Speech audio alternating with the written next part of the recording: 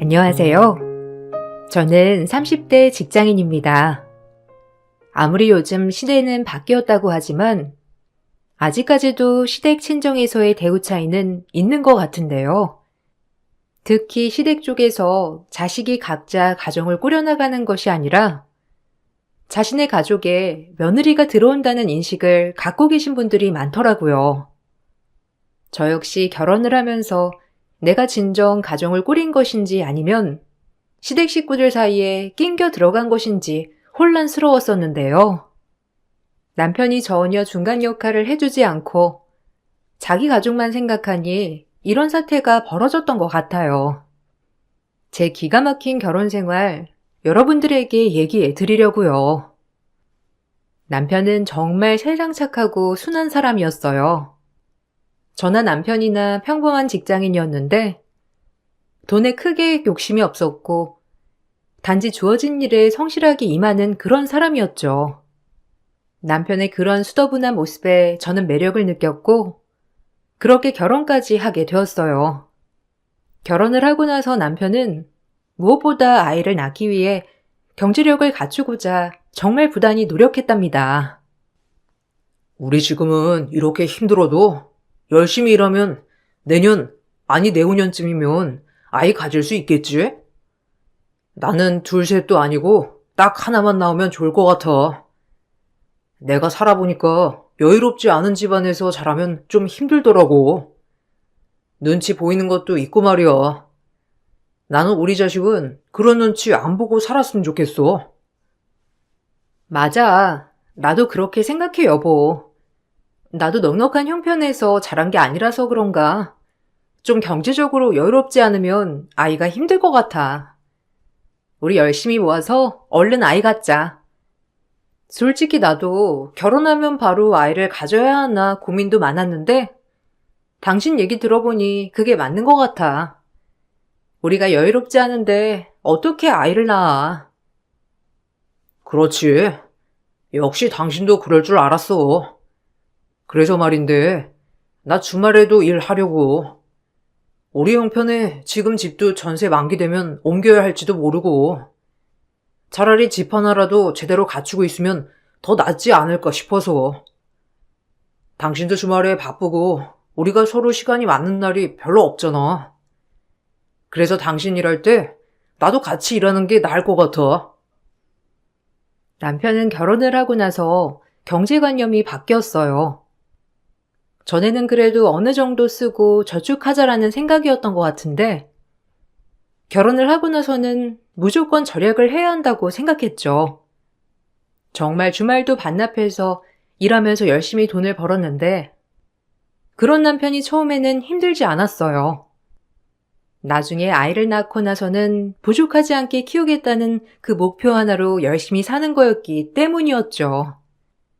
정말 알뜰하게 생활을 했지만 점점 시간이 지날수록 남편의 태도는 과하다는 생각이 들었어요.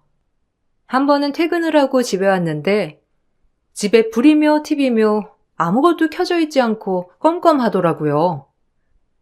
원래 신발장에 자동으로 불이 들어오지만 그 불빛마저 들어오지 않자 무슨 일 있나 하고 조심히 살펴봤더니 남편이 그 어두운 방 한 구석에서 촛불만 켜놓고 핸드폰을 보고 있었죠. 제가 인기척을 내자 그제야 남편은 절 반겼어요. 당신 여기서 뭐해? 불은 왜 죄다 꺼놓고 있어? 나는 신발장 불까지 안 들어오길래 전기가 나간 건가 싶었네. 분명 당신 집에 도착했다고 아까 전에 문자가 왔는데 너무 어둡길래 깜짝 놀랐잖아. 촛불은 어디서 났어? 그래도 불은 좀 켜야지. 너무 어둡네. 아휴, 불 켜지 마. 조금만 있으면 다 적응돼. 밥은 먹었어? 나는 회사에서 대충 때웠어. 당신 것도 좀 싸왔는데 당신도 이것저것 요리하지 말고 그냥 그것 좀 먹고 자. 어차피 피곤해서 뭐 하기 힘들잖아. 나도 이제 자려고. 불빛이 없어서 그런가? 일찍 졸린 것 같아. 그렇지? 이제 우리 이렇게 생활하면 어떨까? 전기세도 줄이고 일찍 잠자고 정말 좋은데? 이렇게 꼼꼼하게? 이렇게 살다가는 우울증 걸리겠어. 나 오늘은 진짜 스트레스 많이 받아서 안주 만들어서 술 한 잔 마시고 자야 될 것 같아. 당신도 먹을래? 일찍 자는 것도 좋은데 너무 일찍 자면 내 시간이 없잖아. 내일은 또 출근해야 하고 영화라도 한 편 보고 자야지. 당신은 이제 자려고? 같이 나와서 저녁 먹으면서 한 잔 하자. 난 됐어. 그냥 이렇게 잘래. 그리고 괜히 가스 쓰지 말고 당신도 내가 싸온 밥 먹어. 그거에 술 한 잔 마셔도 괜찮겠다. 영화 보다 보면 저녁 너무 늦어서 피곤하다니까. 당신도 일찍 자. 나 불 켜두면 예민해서 잠 못 자는 거 알고 있지? 괜히 불 켜고 이것저것 하지 말고 당신도 일찍 와서 어서 자. 남편은 은근히 제가 불을 켜지 못하도록 했고, 조금이라도 전등을 켜두면 남편은 그걸 하나하나 다 신경 썼죠. 피곤해 술 한 잔 마시고 싶어도 괜히 집에서 요리하고 가스며 전기를 쓰는 걸 좋아하지 않았기 때문에 눈치가 보여 마음대로 할 수가 없었어요. 그날도 그냥 남편이 싸온 저녁을 먹으려고 했는데 테이블 위에 올려진 비닐을 꺼내보니 먹다 남은 것들을 아무렇게나 담아서 가지고 온 거더라고요. 그걸 보면서 이렇게까지 해야 하나 싶은 생각이 들었죠.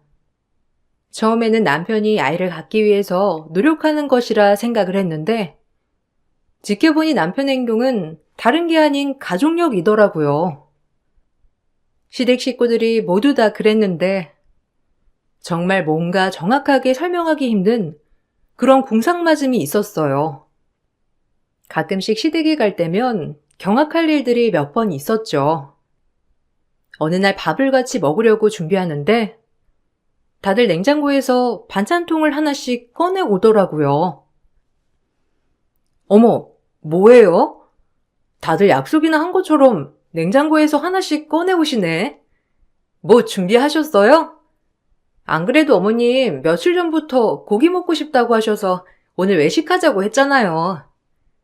근데 어머님 집에 먹을 거 많다고 하시더니 이렇게 다 따로 준비하신 거예요? 근데 이거 누가 먹다가 담아둔 거예요? 아, 이거?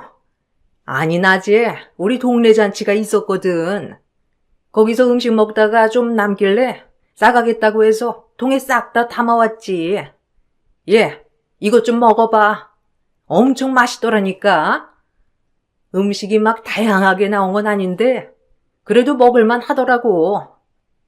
니들도 낮에 왔으면 같이 가서 먹어가지고 더 많이 담아왔을 텐데 일찍 오지 그랬어. 와, 엄마, 미리 말이라도 해주지. 그랬으면 일찍 왔지. 여보, 얼른 먹어봐. 엄마가 이거 남으면 내일 아침에 우리 가기 전에 넣어서 찌개 끓여주신대. 기름에 튀겨가지고 이거 김치랑 보글보글 끓여 먹으면 얼마나 맛있는지 자기 알지? 여보네 집에서도 명절 보내고 나면 남은 걸로 이렇게 끓여 먹지 않아?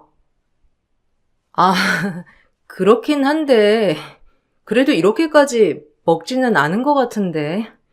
어머님, 근데 오늘 날씨도 더웠고 식사하시고서도 잔치하는 곳에서 좀 계시다가 오신 거 아니세요? 그러면 음식도 상할 수도 있는데 그거 먹지 마시고 저희 나가서 유아 국수집에서 국수 먹을까요? 아니, 이걸 두고 왜 나가서 먹어? 있는 거 그냥 먹으면 되지. 왜? 조금 그러니? 에이, 괜찮아. 식구끼리 뭘 그런 걸 따져? 이런 거 먹어도 탈 안 나. 괜찮아. 그리고 우리도 생각이 있지. 먹었던 부분은 다 빼놓고 담았어. 이런 것도 다 살뜰하게 아껴야 잘 사는 거야. 그리고 요즘 환경오염도 심각한데 그런 거 어차피 다 버릴 거. 우리가 먹었던 거 가지고 오는 건데 뭐가 좀 그래. 맞아. 여보는 아직 어색해서 그렇구나. 우리는 항상 이렇게 해와서 괜찮은데 이런 거 다 음식물로 버리면 환경 오염되고 별로 안 좋아. 곳곳에 밥풀이 그대로 남겨있는 음식을 보면서 식구들이 날 속이려고 그러는 건가 혼란스러운 생각도 들었어요. 그렇지만 그 후로도 여러 번 반찬통에 음식을 담아두고 먹으라고 꺼내시는 일이 있었고, 그 뒤로 저는 원래 시댁 식구들이 그렇다는 걸 인정하게 되었죠. 시댁에서 밥을 먹을 일은 그렇게 많진 않았지만 한두 번씩 일이 있을 때마다 정말 난감하기도 하더라고요. 시댁 식구들의 이런 생활력 때문인지 남편은 생활의 모든 부분이 다 아꼈어요. 저도 덩달아 아끼며 생활을 했고, 그렇게 남편과 1년에 몇 천씩 저축을 하게 되었죠. 결과적으로는 쌓여가는 돈이 보이니 남편에게 직접적으로 뭐라 하지도 못하겠더라고요. 그렇게 차곡차곡 쌓아 나가던 중 그렇게 남편과 살고 싶었던 곳에 청약이 당첨되었어요. 전 기쁜 마음에 남편에게 바로 연락을 했고, 그날은 고기 파티를 하자며 잔뜩 장을 보고 퇴근을 했답니다. 남편과 마주하며 축배를 들 생각을 하니 너무 기쁘고 행복했어요. 그런데 집에 도착하고 남편의 얼굴을 보니 생각보다 밝은 얼굴이 아니더라고요. 여보, 왜 그래? 안 기뻐? 당신 여기 꼭 이사 가고 싶어 했잖아.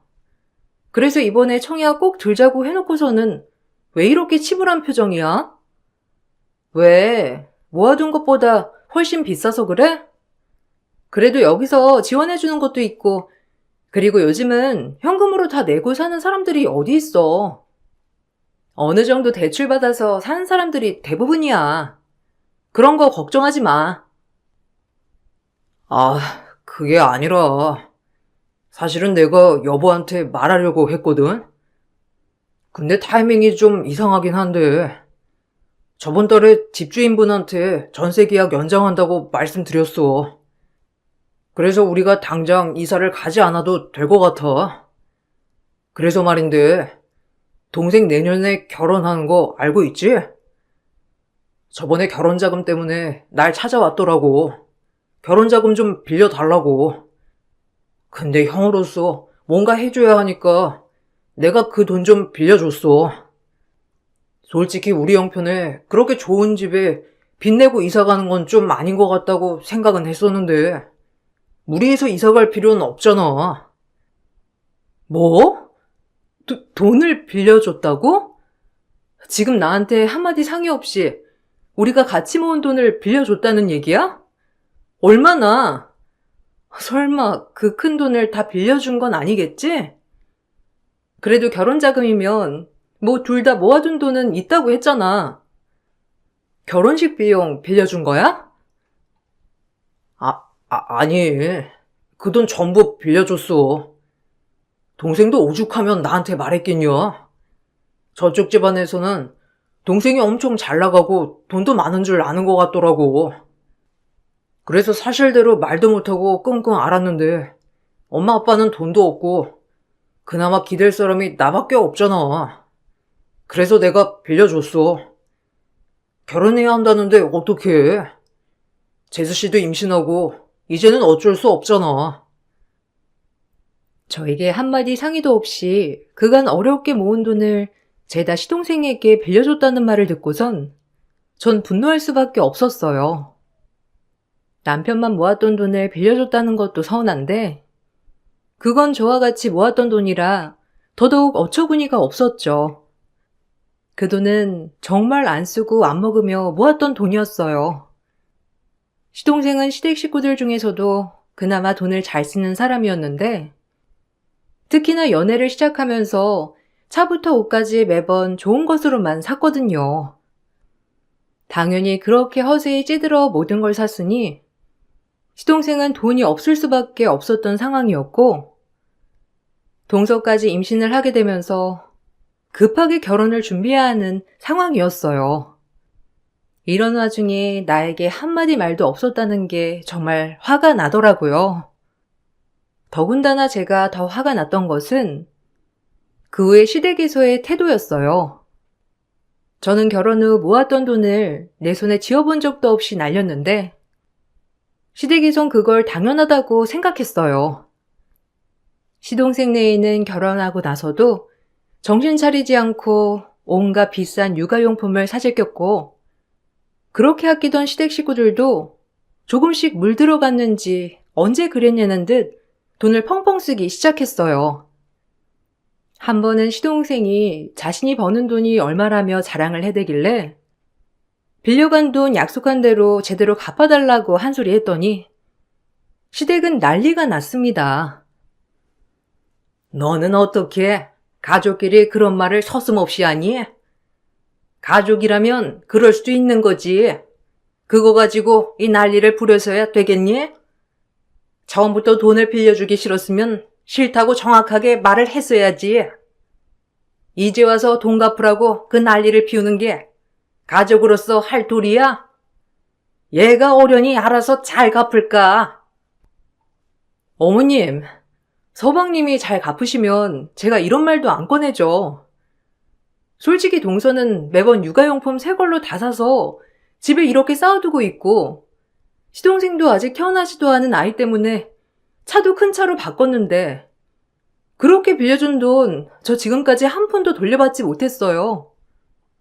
처음에는 매달 조금씩 갚겠다고 했었는데 그런 거 하나 없다고요. 얘가 아직 넉넉하지 못하니까 그런 거지. 너는 윗사람으로서 그런 거 인정도 안 해주고 배려도 안 해주는 거야? 나는 너한테 너무 실망이야. 애초에 우리를 가족으로 생각했으면 가족 같은 동생이 좋은 배필 만나서 결혼하면 빌려주기는커녕 나는 다 퍼줄 것 같은데 무슨 사채업자처럼 이렇게 다 깐깐하게 받아야 되겠니? 제가 오죽하면 이러겠어요. 둘이 서로 아끼면서 사는 게 아닌 것 같으니까 말씀드리는 거죠. 어머님 그렇게 따지면 제가 더 서운해요. 제가 제 집에 아무 말도 안 하고 돈 썼어도 이렇게 말씀하셨을 거예요? 그래도 같이 모았던 돈이잖아요. 저 아무 말 없이 빌려줬다고 했을 때도 그냥 그럴 수 있다고 생각하고 넘어갔어요. 이것도 저 많이 배려해 준 건데 그러면 그만큼 약속한 건 지켜야죠. 네가 서운할 게 뭐가 있니? 이제부터 너는 우리 가족인데 그리고 친정이 하는 것보다 원래 여자는 시댁에 더 잘해야 하는 거야. 솔직히 말하면 너는 네 친정 부모가 더 귀하지 우릴 귀하다고 생각이나 했니? 나는 그게 더 서운하지. 그리고 애도 키워야 하는 애들한테 그렇게 빡빡하게 굴어서야 되겠어? 네가 아직 애가 없어서 그러는 거지. 그날 이후로 저는 시댁에서 정없는 사람이 되었고 시댁 식구들뿐만 아니라 남편도 저를 그렇게 생각했어요. 저희는 아이가 없어서 둘이서 먹고 살면 되지만 시동생은 아이까지 있으니 저희보다 빡빡하게 살아야 하는데 제가 그걸 생각해주지 않는다는 이유였어요. 짠돌이 같았던 시댁이 조금씩 변하면서 같이 바뀌었던 건 바로 남편이었는데 남편은 이상하게 저희 집에서는 누구보다 돈 한 푼 아껴 쓰는 사람이었지만 시댁과 연관이 되면 퍼주기 바빴죠. 시부 생신날 남편은 갑자기 해외여행을 보내주자고 제안을 했어요. 여보, 이번에 우리 부모님 해외여행 보내드리는 건 어떻게 생각해? 솔직히 생각해보니까 저번에 동생 신혼여행 갔을 때부터 엄마랑 아빠랑 두 분이서 여행 가고 싶다고 계속 말씀하셨거든. 이번에 좀 길게 시간도 내실 수 있다고 하니까 한 열흘 정도 휴양지로 보내드리는 거 어떻게 생각해? 갑자기? 우리가 여유로우면 시부모님 여행 보내드리는 거야 문제가 안 되겠지만 우리가 지금 여유로운 편은 아니잖아. 갑자기 그렇게 해외여행 보내드리자고 하면 어떡해? 나는 그냥 그동안 부모님 고생도 많이 하셨고 이번에 다 장가 보내시고 나서는 좀 적적하신 것 같아서 그런 거지. 그리고 다음 달에 당신 보너스 나온다고 한 거 아니었어? 그거 보태면 충분히 보내드릴 수 있을 것 같은데. 당신도 그거 특별하게 쓸 일 없다고 했잖아. 나 혼자 모아서 보내드리기에는 좀 부족할 것 같아. 정 보내드리고 싶으면 당신이 돈 모아서 보내드려. 내가 말했지? 저번에 당신 동생 돈 빌려준 거 다 받을 때까지 다 같이 돈 안 모은다고. 그동안 당신 집에서 아끼고 아끼면서 돈 모았을 거 아니야. 그걸로 보내드리면 될 것 같은데 갑자기 왜 내 보너스 얘기가 나와? 아니, 당장 다음 달이 아버지 생신인데 어떻게 다음 달까지 모아서 보내드려. 그러지 말고 당신 한 번만 도와줘. 내가 이번만 도와주면 진짜 당신 하라는 대로 다 할게. 동생한테 돈 빨리 갚으라고도 하고, 아니다.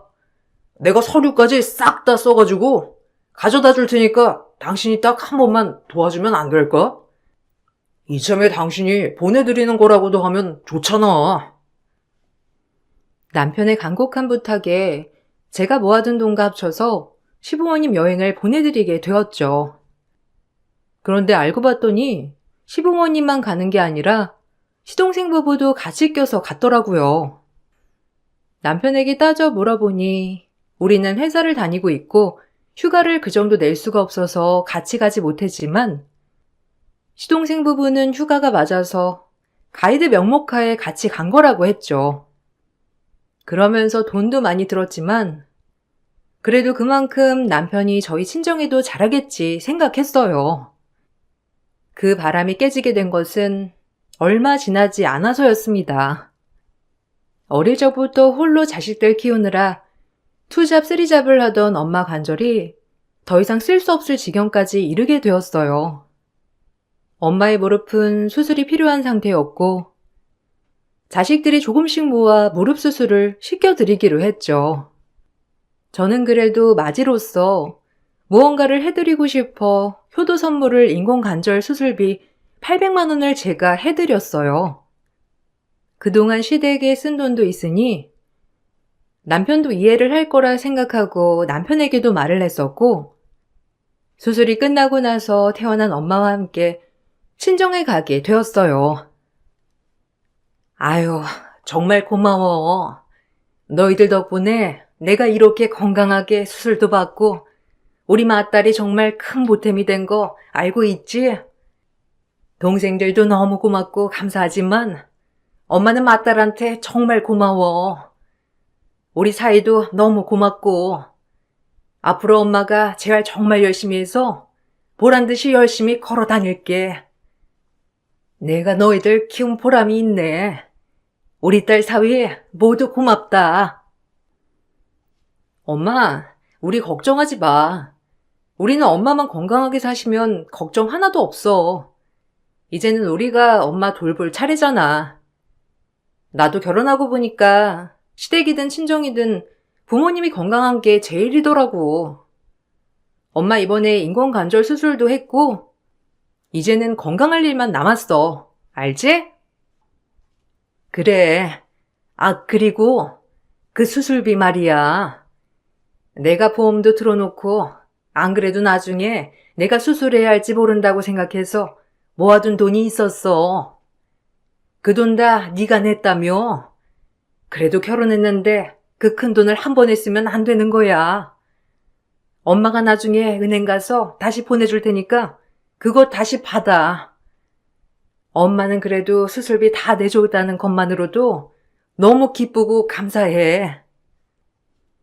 에이, 장모님. 그건 너무 걱정하지 마세요.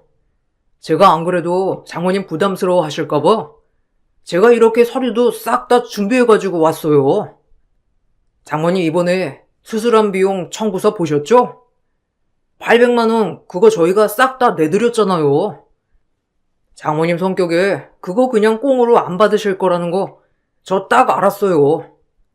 그래서 이렇게 서류 준비했거든요.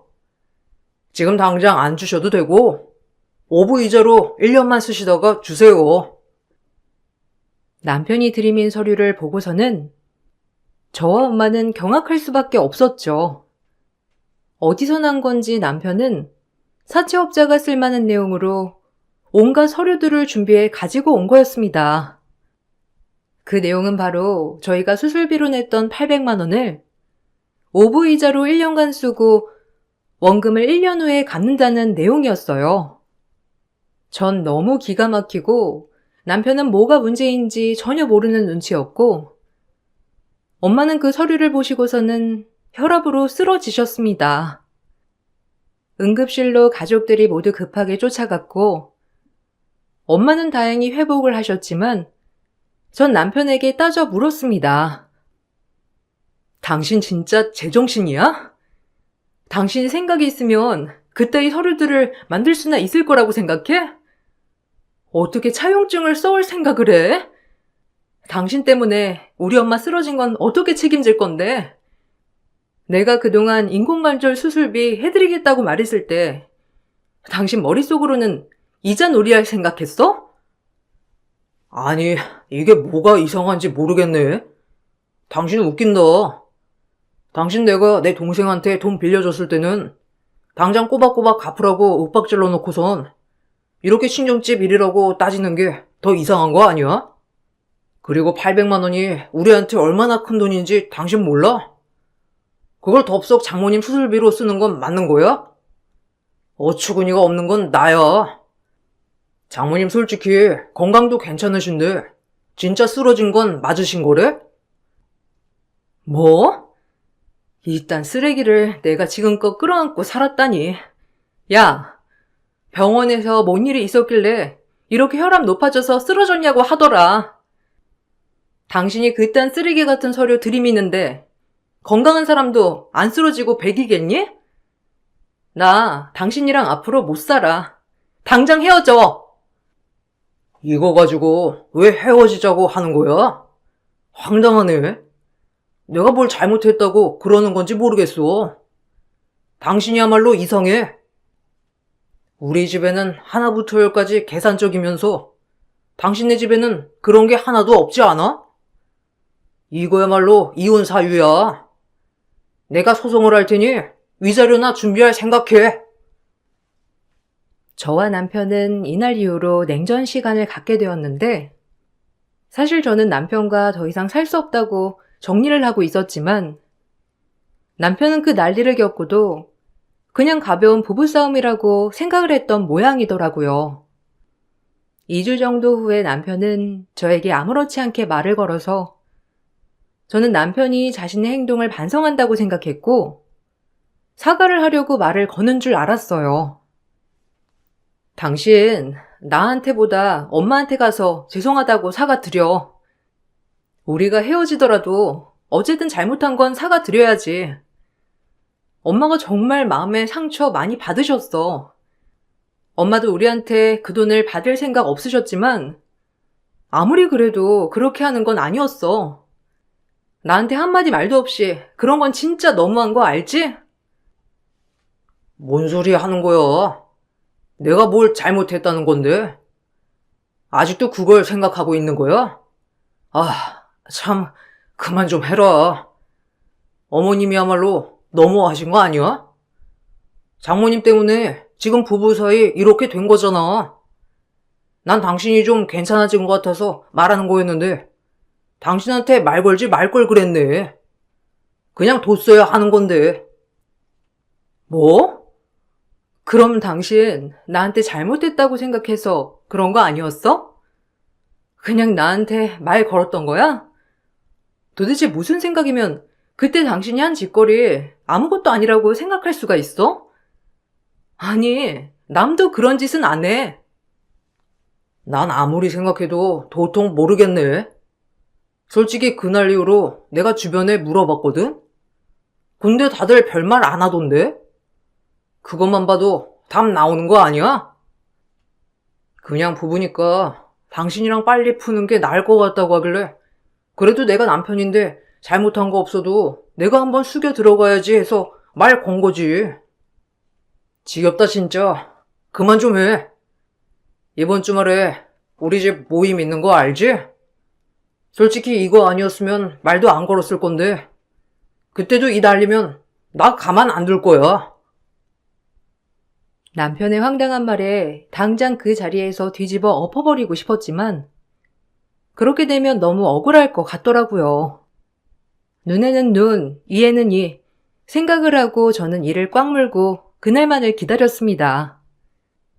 저는 온 시댁을 뒤엎기 위해 철저하게 준비를 했죠. 그렇게 시댁 모임 날 전 참석을 하지 않았고 집에서 짐을 다 뺐어요. 남편은 그날 저에게 연락이 왔습니다. 너 지금 어디야? 지금 제정신이야? 우리 집 난리 났어. 이게 도대체 뭐 하는 짓이야? 그동안 가족이라고 오냐오냐 해줬더니 이게 머리끝까지 기올라서 뒤통수를 쳐? 당장 와서 사과하고 고소치하해라. 안 그러면 어떻게 되는지 알지? 내가 왜 그래야 하지? 사기친 건 내가 아니라 당신네 가족들이잖아. 사갈 거면 당신네 가족들이 나와서 무릎 꿇라고 해. 아, 가족들보다도 그 전에 당신부터 와서 무릎 꿇고 싹싹 빌어야 되겠네. 안 그래? 지금 저번에 어머님한테 서류 준 것 때문에 이러는 거야? 야, 그건 정말 개인적으로 당신이 쓰니까 그런 거지. 어머님도 그냥 드리는 거 불편해 하셨잖아. 근데 지금 가족들한테 사기죄로 다 고소를 한 게 말이나 된다고 생각해? 나중에 후회하지 말고 고소 치하해. 웃기고 있네. 엄마한테 준 돈은 결혼 전에 오로지 내 월급에서 내가 알아서 저축한 돈이었어. 당신이 여기에 뭘 관여했다고 그래? 그런데 당신은 우리가 같이 모았던 돈 수천만 원 그냥 당신 동생한테 주지 않았어? 빌려줬다고 하길래 나도 그래서 서류 작성해 봤어. 그때 통화했던 녹음이며 당신이 친절하게 가져다준 서류며 다 있어서 소송 가능하다고 하더라. 결혼자금? 웃기고 있네. 그 돈으로 당신 동생이며 시댁 식구들 뭐하고 다녔는지 알기나 해? 머저리 같은 게 내가 불쌍해서 받아줬더니만. 당신의 식구들 그걸로 노름했어. 당신 호구된 거라고. 뭔 개소리야. 동생 돈 없다면서 나한테 울며불며 결혼해야 한다고 하소연했는데 지금 뭔 소리 하는 거야? 말도 안 되는 소리 하지 마. 지금도 우리 집 식구들 일하면서 열심히 사는데 당신 그거 우리 집 모욕하는 거야. 알아? 머저리 같은 게 내 말을 믿을 리가 없지. 궁금하면 당신 식구들한테 보낸 소장이나 천천히 읽어보던가. 그거 본다고 뭐 이해나 하겠어? 어쨌든 그것 말고도 당신한테도 이혼소장 갔을 테니 그렇게 알아. 전 시댁과 남편에게 여러 건의 소장을 보냈습니다. 남편에게는 이혼소장을 보냈는데 남편이 동의 없이 재산을 사용했던 것들, 거짓말했던 것, 친정 식구를 부당 대우했던 것들 모두 증거로 제출했습니다. 남편이 엄마에게 줬던 사용증 서류도 제출하였죠. 시댁 식구들에게는 그동안 빌려줬던 돈들을 다 청구 소송을 했어요. 시동생은 결혼 자금으로 무려 1억 가까이 자금을 다 빌려갔었고 그때 결혼을 하면서 쓰고 매달 갚겠다던 시동생은 단 한 번도 갚은 적이 없었죠. 그뿐만 아니었습니다. 시모가 시부몰래 투자를 하다가 돈을 다 날려먹었다며 저에게 울며불며 급하게 전화 왔던 적이 있었는데 그때 하는 수 없이 도와줬던 돈도 시모는 돌려주지 않았죠. 오히려 가족이 도움을 주지는 못할 망정 사채놀이 한다며 저에게 핀잔을 줬었는데 그것들 모두 전 청구를 했고 지연 이자도 붙였습니다. 당연히 증거가 충분했으니 전 승소할 수밖에 없었어요. 시댁은 한순간에 난리가 났고 나중에서야 남편은 저에게 연락이 왔어요. 정말 미안해. 근데 우리가 지금 당장 돈이 없어. 당신이 말한 거 지금 바로 갖고 싶은데 그러기 어려워. 그러니까 조금만 시간을 줘. 지금 사는 집도 처분하고 그러면서 갚을게. 아니면 나눠서 어떻게든 당신한테 갚을 테니까 조금만 시간을 줘. 당신한테는 미안하고 면목 없어. 나도 이제야 알았어. 그 빌려준 돈으로 비싼 신혼여행이며 비싼 육아용품이며 그동안 생활비로 다 써왔다는 거. 나는 신혼집 그걸로 마련하느라 다 썼다고 생각했는데 그것도 아니더라고. 반은 동생이 가져가고 반은 엄마가 쓴 거더라고. 그걸 이제 알면 뭐 할 거야. 이미 끝난 얘기니까 더 이상 당신이랑 이런 얘기 하고 싶지도 않고 나눠받는 건 의미 없는 거 알지? 당신 그렇게 돈 꼬박꼬박 갚으라고 서류까지 친히 써왔었으면서 갑자기 왜 이래? 어떻게든 한 번에 마련해서 줘. 당신이며 당신 집안이며 더 이상 연을 이어가고 싶은 생각이 추워도 없으니까. 알겠어. 어떻게든 내가 마련해서 줄게. 정말 미안해. 당신이 그렇게 화내면서 말했을 때 당신 얘기를 좀 더 들어볼 걸 그랬어. 난 당신이 동생한테 사치 부린다 어쩐다 했을 때 그냥 질투해서 그런다고 생각했어. 부모님이 변했다고 했을 때도 그냥 당신이 예민해서 그런다고 생각했어. 우리 가족들 그렇게 아끼며 살아서 사치라고는 모를 줄 알았는데 엄마는 아빠 몰래 투자 사기까지 당하고 내가 알던 사람들이 아닌 것 같아. 제가 결혼을 했던 초반만 하더라도 정말 짠돌이 집안이었던 시댁은 남편이 모아두었던 돈을 모두 시동생에게 빌려준 이후부터 바뀌어버린 거였어요. 급하게 쓰려고 했던 돈들이 허용심을 만들었고 그렇게 시댁 식구들은 변하기 시작했던 거였죠. 전 그런 변화를 빨리 느꼈지만 아마 남편은 눈 가리고 못 본 채 했던 건지 끝까지 알지 못했어요. 결국 문제를 외면했던 것이 파국으로 이어졌던 거랍니다. 남편의 잘못된 가족사랑이 이렇게 저희들의 헤어짐으로 끝이 났어요. 결국 시댁은 살고 있던 집들도 모두 다 처분을 했고 시동생 신혼집도 다 처분을 했다더라고요. 그렇게 빚을 다 정리하고 나서 모든 가족들이 친인척 집에 전전하며 뿔뿔이 흩어지게 되었다고 했어요.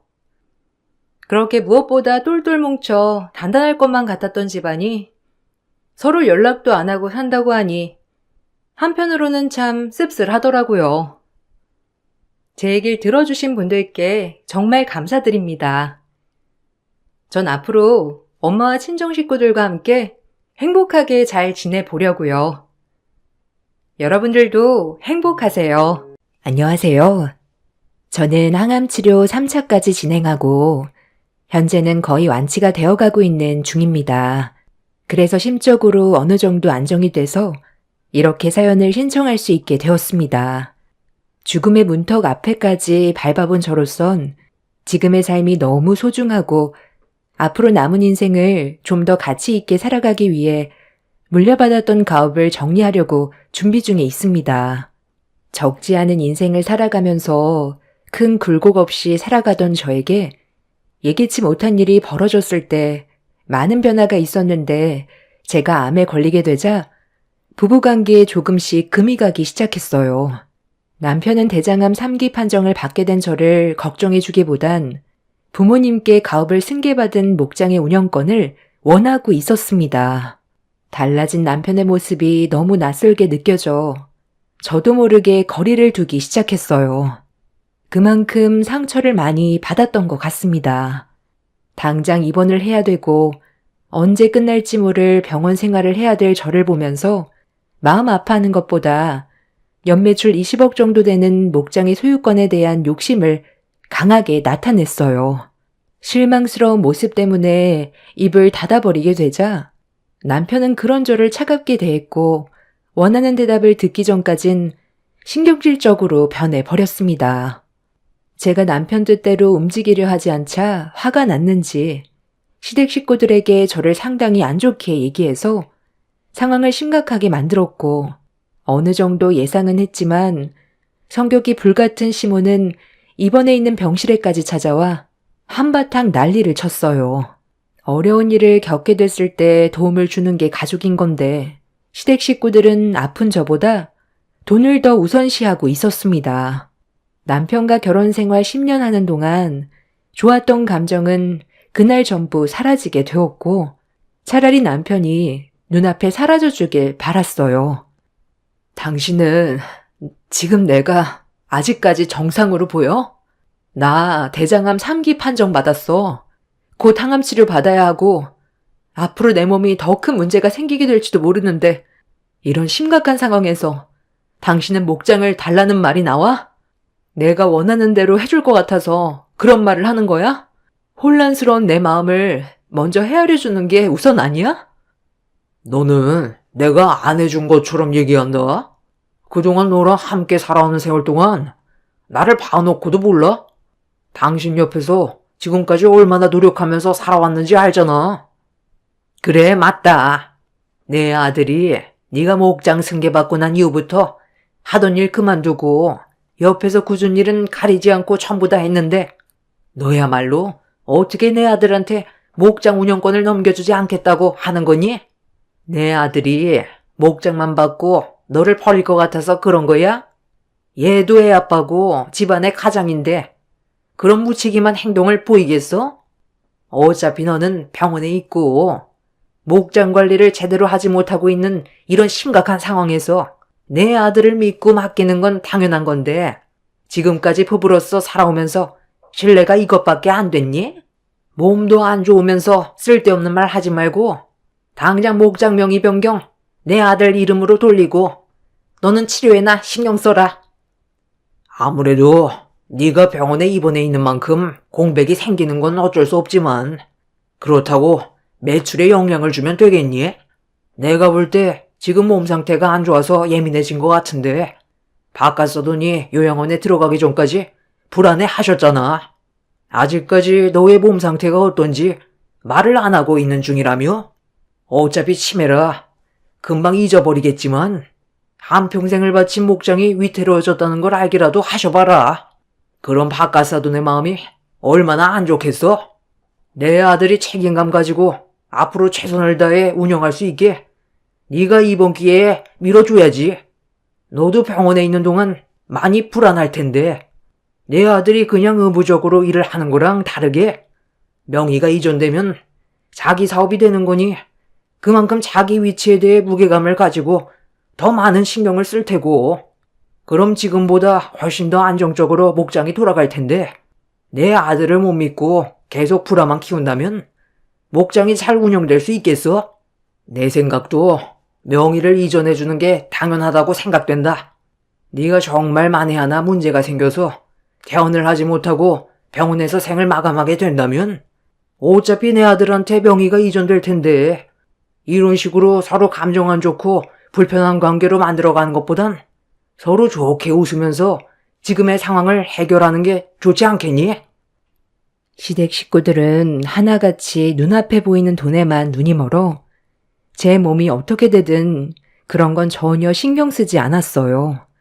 걱정하는 말 한마디 해줄 수도 있는 건데 본인들 이익만을 생각하는 모습에 화가 치밀어 올라 전부 다 나가라고 소리를 질러 버렸어요. 시댁 식구들은 원하는 대답을 듣지 못했다면서 끝까지 버티려 하길래 병원 관계자를 불러 전부 내쫓아 버렸습니다. 어느 날부터인가 아빠의 건강에 적신호가 켜지면서 제가 아빠의 목장을 이어받아 일을 할 수밖에 없었어요. 자주 깜빡하시길래 일이 많이 바빠져서 그런 줄로만 알았는데 검사 결과 치매라는 충격적인 결과를 받게 되었고 시간이 지날수록 점점 심해지던 아빠의 치매가 몇 년 뒤부터는 본인이 누구인지조차 모를 정도로 급격하게 안 좋아지기 시작했어요. 목장을 운영하면서 아빠를 살펴드린다는 건 쉬운 일이 아니었습니다.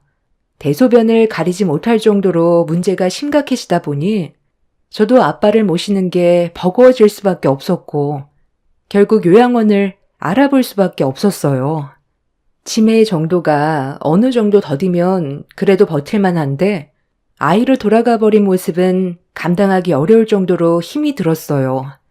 아빠가 치매 판정을 받게 되면서부터 아빠는 남편한테 다니던 회사를 정리하고 저와 함께 목장을 운영해 주길 부탁했어요. 그렇게 아빠의 부탁으로 고민 끝에 오랜 기간 다니던 회사를 그만두고 저와 함께 목장을 이끌어오게 되었습니다. 제 사연을 들어주시는 분들 중에 분명 치매 때문에 고생하시는 분들이 계셔서 잘 아시겠지만 이 문제가 단순하지 않다는 걸 아실 거예요. 자식으로서 건강이 급격하게 안 좋아지신 아빠를 모시는 건 당연한 일이었고 저 또한 그렇게 하고 싶었지만 치매는 인간으로서의 한계를 시험하게 만들 정도로 저를 너무 지치게 만들었습니다. 결국 요양원에 모시기로 결정을 내린 이유는 아빠가 힘들게 목장 일만 하시다가 유제품 가공 사업까지 확장하셨는데 성공적인 결과를 얻을 수 있었고 힘들게 성공한 만큼 아빠의 사업이 무너지게 하고 싶지 않았어요. 제 얼굴조차 못 알아볼 정도로 치매가 심해진 아빠를 요양원에 모실 수밖에 없는 상황과 결정에 대한 죄책감 때문에 한동안 정신적으로 너무 괴로웠고 그렇게 힘든 시간들을 이겨내오면서 열심히 앞만 보며 살아왔습니다. 사업을 성공적으로 이끌어가야 아빠가 좋아해 주실 것 같았어요. 엄마가 옆에 계셨다면 그나마 덜 힘들었겠지만 제가 어렸을 때 독사에 물리셔서 심장마비로 먼저 떠나셨어요. 그래서 아빠와 서로 의지하며 오랜 시간 함께 해왔었는데 요양원에 모실 수밖에 없었던 현실이 제 마음을 찢어지게 만들었고 한동안 정신적 고통에서 벗어나기 힘들었지만 남편이 옆에서 많이 도와줘서 힘겨운 시간들을 이겨낼 수가 있었습니다. 그렇게 겨우 버티면서 살아가고 있었는데 대장암 판정은 저에게 너무 가혹했고 도저히 받아들이기가 힘들었어요. 이런 말도 안 되는 상황 속에서 생긴 또 다른 문제는 남편이 변했다는 거였어요. 아빠는 치매로 요양병원에 계시고 저는 대장암으로 병원에 입원해 있으니 눈앞에 보이는 재산에 사람이 변해버렸고 10년의 결혼 생활은 한순간에 무너져 내리게 되었네요. 시댁 식구들은 목장을 넘기라고 시도 때도 없이 병원을 찾아왔어요. 제가 병실에서 꼼짝도 하지 못하니 아예 목장에 살림까지 차려버린 것 같았습니다. 너희들의 신뢰가 고작 이것밖에 안 되는 거니? 10년간 함께 살아오면서 서로 믿고 의지해 왔을 텐데 돈 때문에 균열이 생겨야 되겠어? 나도 새언니가 이해가 안 되는 게 우리 오빠 이용해 먹을 건 다 이용해 먹었잖아요. 앞으로 어떻게 살아갈 건데요? 오빠 없으면 언니 아무것도 못하잖아요. 법적으로 부부이고 평생 의지하며 살아가야 할 텐데 앞으로 언니 병간호 해주고 옆에 있어준다는 조건으로 목장명의 이전해달라는 건데 그게 그렇게 싫어요? 이런 말까진 안 하려 했는데 언니 대장암 이겨내지 못하면 결국 그 재산들 전부 우리 오빠한테 가게 되는 건 당연한 건데 굳이 이렇게까지 고집 부리는 이유가 뭐예요? 이럴수록 언니만 더 힘들어지는 거 몰라요? 적당히 튕기고 이제 그만 명의 옮겨줘요. 언니가 병원에서 누워있는 동안 오빠는 목장에서 힘들게 땀 흘리고 있다고요. 우리한테 도움 받으려면 언니도 포기해야 되는 것들도 있는 거예요. 손에 쥐고 있으면 뭐가 달라져요? 좋게 웃으면서 해결해요. 이번에 우리 가족 전부 짐 싸서 너희 집으로 들어갔다. 버릴 거 버리고 쓸데없는 짐들 전부 다 정리했거든. 사돈어른 방에 있던 짐들 전부 다 폐기 처분했고 그 방에 내가 사용 중인데 여기저기 보수해야 될 곳이 꽤 되더라. 이참에 그냥 새로 리모델링 할까 생각 중이다. 쓸데없는 짐들이 너무 많아서 거의 다 버렸는데 상관없잖아. 사돈어른께서 치매 때문에 본인이 누구인지조차 모를 정도로 심각한데 들어와 살 일도 없고 평생 요양원에서 나오지 못할 테니 그 집 놀릴 바엔 내가 들어가서 사는 게 좋지 않겠어? 애들 밥도 챙겨야 하니까 나도 어쩔 수 없는 선택을 한 거니 당연히 이해해 줄 거라 생각한다. 원래 살던 우리 집보다 넓어서 좋긴 하다만 아무래도 목장 옆에서 살다 보니 몸에 목장 냄새가 좀 배기긴 했는데 그래도 공기가 좋아서 살만 하더구나. 내 아들한테 명의 이전만 해주면 모든 게 완벽할 텐데 우리가 원하는 대로 해주질 않으니 지겨운 얼굴 보고 싶지 않아도 어쩌겠어. 문제를 해결해주지 않으니까 계속 올 수밖에 없는데 우리도 시간이 지날수록 점점 지치니까 목소리가 높아지는 건 어쩔 수 없는 것 같구나. 의사 말로는 항암 치료 뒤 수술을 받아도 안 좋아질 수도 있을 거라는데 굳이 이렇게까지 해야 되겠어? 우리 며느리가 마음이 넓은 줄 알았는데 그런 몸으로도 돈이 우선인 걸 보니 아직 덜 아프구나. 돈이 우선이라고요? 제가 지금 대장암으로 병원에 있으니까 곧 죽을 것 같아요? 그래서 저와 한마디 상의도 없이 저희 아빠 짐을 처분한 거예요? 저는 절대로 병원에서 생을 마감하지 않을 거예요. 악재까지 치료받아서 꼭 태어날 거라고요. 당신들은 내가 비정상적으로 보이겠지만 내가 봤을 땐 당신들이 더 비정상적이야. 죽기를 바란 사람처럼 행동하고 있으면서 목장을 달라고 하면 그 말을 내가 따를 것 같아? 숨을 거두는 날이 있어도 나는 절대로 명의 이전 안 해줄 거야. 차라리 그 목장 다른 사람한테 넘겨주는 게 배는 덜 아프겠네. 우리 아빠가 한평생 이끌어온 목장인데 거저 가지려 하는 당신들 심보를 내가 왜 받아줘야 되는 건데? 당장 내 눈앞에서 꺼져. 그 인간이 땀 흘리면서 일하는 거 내 마음 편하게 해주려는 거 아니잖아? 내가 죽으면 그 목장에 대한 소유권이 자기한테 넘어오니까 자기 일처럼 더 신경 쓰는 거 아니야? 평소에는 관심도 별로 없었으면서 어디서 열심히 하는 척이야? 막말을 뱉어내는 저를 바라보고 있던 시댁 식구들은 기분이 안 좋았는지 얼굴을 붉히면서 제 말을 받아쳤어요. 매번 찾아와서 저를 힘들게 하는 그 인간들이 다시는 병원에 찾아오지 않게 관계자에게 도움을 요청했고 그 인간들은 제가 빨리 가버렸으면 좋겠다고 막말을 퍼부은 뒤 돌아가 버렸습니다. 그리고 이런 상황들을 뒤늦게 듣게 된 남편이 저녁에 병실로 찾아왔어요. 얼굴을 보고 싶지 않으니 돌아가라고 한마디 한 뒤 등을 돌렸는데 남편이 충격적인 말을 꺼냈습니다. 네가 지금 상황 파악이 안 되는 것 같은데 그 목장 내 명의로 돌리지 않는다면 앞으로 어떤 일이 벌어질지 몰라. 네가 장인어른보다 먼저 떠날 수 있을지도 모른다고 생각은 안 해봤냐? 그리고 우리 딸들은 앞으로 어떻게 할 건데? 네가 이렇게 고집을 부리면 부릴수록 나도 하고 싶은 마음이 싹 사라져버려. 목장이 어떻게 되든 말든 그냥 방치할까? 노동자들 다 돌려보내고 목장 처분해버리면 좋겠어? 네가 만약에 이대로 계속 고집 부리잖아? 그럼 이거 하나는 확실하게 알아두고 결정을 해야 될 거야. 나는 네가 암을 이겨내지 못하고 죽게 되면 장인어른은 아예 신경도 쓰지 않을 거고 목장은 당연히 처분할 거야. 그리고 거기에서 끝나지 않아. 나는 너희 집안이 남기고 간 재산으로 새 출발할 건데 우리 사이에 누가 있지? 너도 없는데 내가 굳이 우리 딸들을 키울 필요는 없잖아.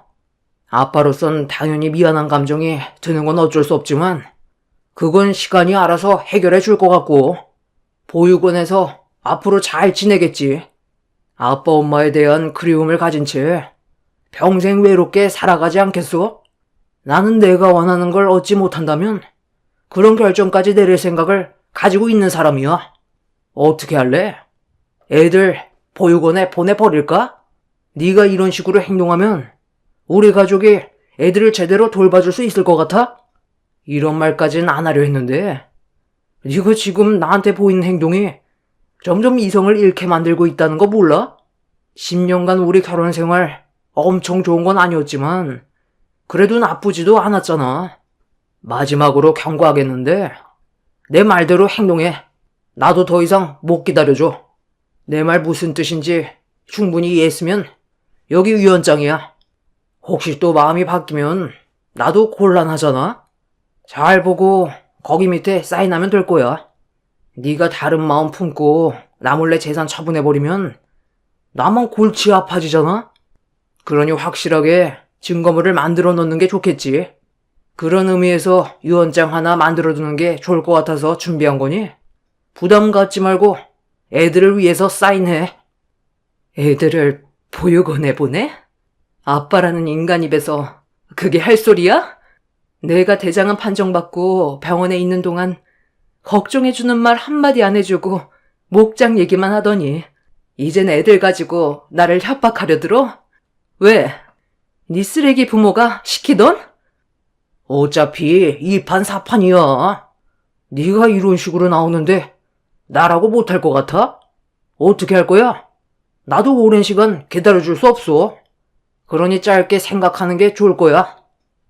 남편은 어떻게 해서든지 저에게 목장을 받아내려고 7살, 9살밖에 안 된 제 딸들을 보육원에 보내겠다는 충격적인 말까지 꺼내면서 저를 압박했어요. 제가 건강하지 못해 남편의 진짜 모습을 본 것 같아 차라리 잘 됐다 싶었습니다. 이런 식으로 서로에게 상처 주고 살 바엔 차라리 이혼하는 게 좋을 것 같았어요. 그래서 저는 남편한테 이혼 얘기를 꺼냈는데 제 말이 끝나기도 전에 코웃음을 치더니 이혼이 단순한 문제인 것 같냐면서 합의는 당연히 하지 않을 거고 소송으로 갈 텐데 이혼 소송이 마무리가 되기도 전에 제가 먼저 떠날 것 같다면서 죽기 전까지 소송은 끝나지 않을 거라고 오히려 저를 더 세게 압박했어요. 그렇게 서로 언성을 높이면서 심각한 대화를 나누고 있는데 이런 상황들이 너무 마음이 아파 결국 참아왔던 눈물이 왈칵 쏟아져 버렸습니다. 아픈 것도 서러운데 남편에게까지 협박의 말을 들으면서 살아야 하나 싶더라고요. 살 수 있다는 보장도 확실하게 없다 보니 남편의 말대로 제 딸들한테 문제가 생기게 될까봐 너무 두려웠고 온몸이 떨려왔어요. 저를 바라보고 있는 남편은 10년의 결혼 생활을 하는 동안 봤던 자상한 남편의 모습은 어디에도 없었습니다. 그렇게 한바탕 난리를 친 뒤 다음날 다시 오겠다면서 그전까지 신중하게 생각하고 결정해야 될 거라고 암투병 중인 제 얼굴에 유언장을 날렸습니다. 저 대신 작성했다는 유언장의 내용은 목장의 명의 이전과 유제품 가공 공장에 대한 사업장 명의 이전까지 전부 남편에게 주겠다고 적혀 있었어요. 본인이 원하는 걸 얻으려고 유언장까지 만들어 강제로 지장을 찍게 하려는 남편의 모습은 제가 알던 남편이 아니었습니다. 병원에 입원해 있는 동안 스트레스를 받으면서 치료가 진행이 되다 보니 몸 상태가 쉽게 좋아지지 않고 점점 더 심해지는 것 같아 두려운 마음이 커져가고 있었어요. 정말 병원에서 생을 마감해야 될 것 같은 불안함 때문에 너무 괴로웠는데 그렇다고 치료를 중단한 뒤 모든 걸 정리해버리면 혼자 남겨질 제 딸들이 눈에 밟혀 마음 편히 눈도 감지 못할 것 같아 이를 악물고 버텨내야 하는 방법 밖에는 없었습니다. 그렇게 다음 날은 어김없이 찾아왔고 남편과 나눈 대화를 전해 들었는지 시모가 아침 일찍 병실 문을 열고 들어오더니 기분 좋은 아침에 서로 얼굴을 붉히지 말고 좋게 끝내자면서 손을 내밀었습니다. 뭐 하고 있어? 어제 내 아들과 대화 끝났다면서? 그런데 왜 유언장을 주지 않는 거니? 설마 아직까지 사인을 안 하고 있었던 거야? 도대체 고민할 게 뭐가 있다고 오랜 시간 질질 끌고 난리야? 유언장 이리 내놔봐라. 여기 이곳에 사인하고 D장 찍으면 끝나는 건데 뭐가 문제야? 내용이 마음에 안 들어서 그래? 명의만 넘기면 남은 시간 편하게 있다가 눈 감을 수 있게 내 아들도 노력할 텐데 끝까지 고집을 부리겠다는 거네? 이거 정말 안 되겠구만. 당장 그 손 이리 내놔봐라. 제가 명의를 이전해주면 제 딸들의 앞날은 어떻게 보장받을 수 있죠? 눈 감으면 알 수도 없는데 말로만 잘 챙겨준다고 하고 보육원에 보낼 수도 있는 거잖아요. 너는 사람을 못 믿니? 손녀들도 내 핏줄인데 그렇게까지 할 것 같아? 네가 하도 고집 부리고 내 아들의 의견은 조금도 들어주지 않으려니까 일이 이렇게까지 커진 거잖아. 서로 웃으면서 좋게 해결봤으면 이 정도로 감정이 안 좋아지지는 않았지. 내 손녀들은 앞으로 잘 키워줄 테니 어서 사인해라. 왜? 내 말도 믿음이 안 가는 거야? 걱정하지 말래도. 일단 사인부터 하라는데 왜 이렇게 답답하게 굴어? 얼마 버티지 못하고 곧 갈 거면서 계속 이럴 거야? 시몬은 제가 사인을 머뭇거리자 유언장으로 머리를 후려쳤어요. 그리곤 펜을 손에 쥐어준 뒤 강제로 서명을 하게 유언장을 들이밀길래 떨리는 손으로 서명을 하려던 그 순간 갑자기 시모의 핸드폰에 전화가 울렸습니다. 시모는 저에게 서둘러 사인하라면서 손짓을 하며 전화 통화를 했는데 표정이 어두워지더니 핸드폰을 바닥에 떨어뜨렸어요. 그리곤 힘없이 그 자리에 주저앉아 버리길래 뭔가 일이 생겼다는 걸 느낌적으로 알 수가 있었습니다. 시모는 멍한 얼굴을 하곤 천천히 몸을 일으키더니 그대로 병실을 뛰쳐나갔어요. 시모의 핸드폰에선 남성분의 목소리가 들려오길래 바닥에 떨어진 핸드폰을 주워들어 통화를 이어나갔고 수화기에서 들려온 말은 엄청난 충격을 가져왔습니다.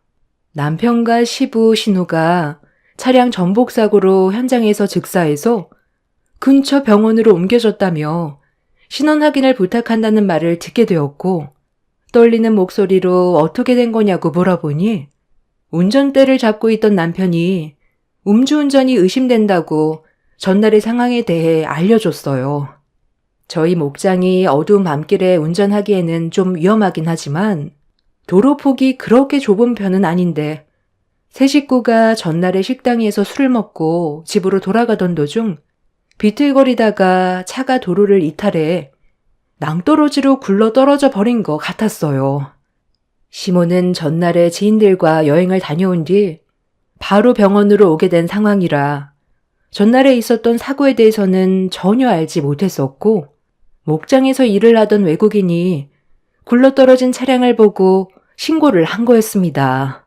차 문을 열었을 땐 차 안에서 술 냄새가 진동을 했었다며 어떤 사고였는지 알 수 있게 설명을 해줬는데 갑자기 이런 안 좋은 일들이 연달아 터지게 되니 너무 무섭더라고요.